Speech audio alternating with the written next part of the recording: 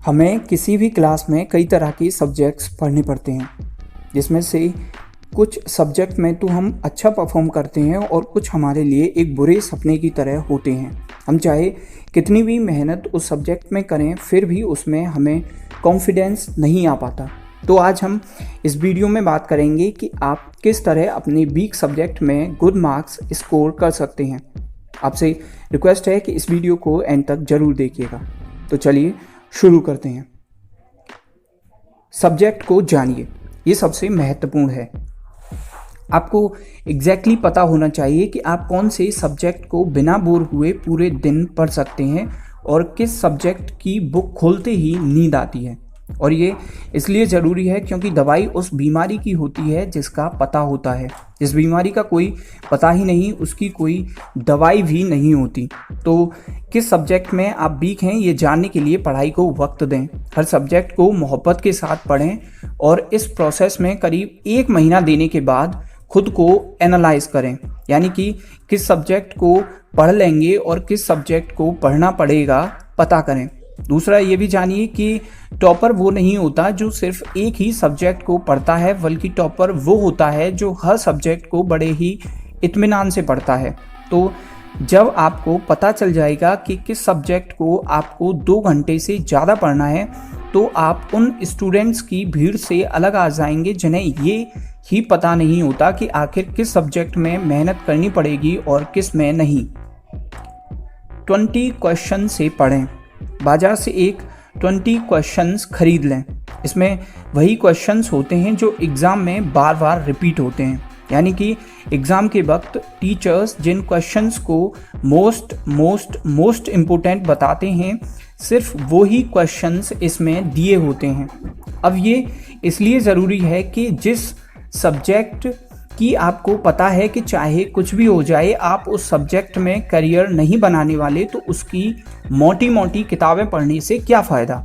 आपको सिर्फ बला टालनी है। तो 20 क्वेश्चन से बेहतर कुछ नहीं है और इसमें कोई बुराई भी नहीं है। मान लो अगर मेरी अंग्रेजी कमज़ोर है और मेरा काम hello how are you I am fine thank you से चल जाता है, तो मुझे इंग्लिश लिटरेचर पढ़ने में टाइम वेस्ट नहीं करना चाहिए। इसके बजाय मुझे अपनी पकड़ उस सब्जेक्ट पर और मजबूत करनी चाहिए जिसमें मैं पहले से अच्छा हूँ। अब जब आप 20 क्वेश्चंस खरीद लें तो उसे पूरे मन से एग्ज़ाम आने तक 4 से 6 बार पूरा पढ़ लें। फिर उस सब्जेक्ट में आप आराम से 80 से 85 मार्क्स ला सकते हैं। हर एक सब्जेक्ट को समय दें। ज़्यादातर स्टूडेंट्स के साथ ये दिक्कत होती है कि वो एक सब्जेक्ट के पीछे तो हाथ धोकर पड़ जाते हैं, जबकि दूसरे को हाथ भी नहीं लगाते।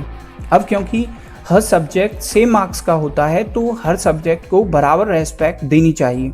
और ये इसलिए भी ज़रूरी है कि मान लीजिए आप मैथ में तो 90+ पर खेलते हैं, जबकि केमिस्ट्री में आप 50 पर ही अटक जाते हैं, तो आपको केमिस्ट्री में थोड़ा सा समय और देना चाहिए, जिससे कि रिजल्ट के समय आपकी इज्जत बची रहे।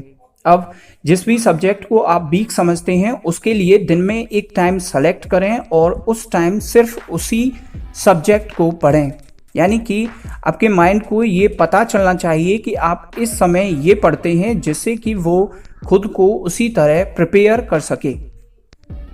आप कितना इम्प्रूव कर रहे हैं ये पता होना चाहिए। एग्ज़ाम में आपको लिमिटेड टाइम में क्वेश्चन पेपर सॉल्व करना होता है, इसलिए कभी भी अंधी दौड़ न दौड़ें।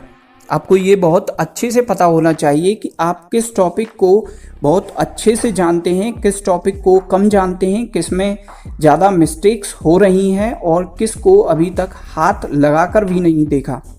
हमेशा अपनी प्रोग्रेस को ट्रैक करते रहें और इसके लिए सभी टॉपिक्स को एक पेज पर लिख कर रख लें और जिस भी टॉपिक को कंप्लीट कर लें उस पर टिक लगा दें और फिर अनसॉल्व पेपर से उसके क्वेश्चंस को सॉल्व करें।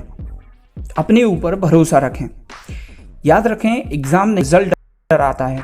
जैसे जैसे एग्ज़ाम्स करीब आते जाते हैं, सभी स्टूडेंट्स के चेहरे पर अलग ही रौनक आ जाती है।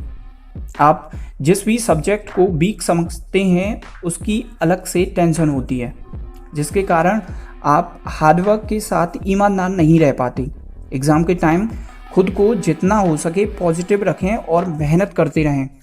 अगर आप मेहनत करेंगे तो आपको रिजल्ट ज़रूर मिलेगा, भरोसा रखें। सब्जेक्ट चाहे जो भी हो, मेहनत तो सब में लगती है, इसलिए अब तक आपको जो भी पता चला है उसे फॉलो करें और जमकर मेहनत करें। इस वीडियो में जो भी काम का लगा हो उसे नोट कर लें, इस वीडियो को लाइक करें तथा इसी तरह की एजुकेशनल वीडियोस देखने के लिए इस चैनल को सब्सक्राइब करें। मिलते हैं अगले संडे को।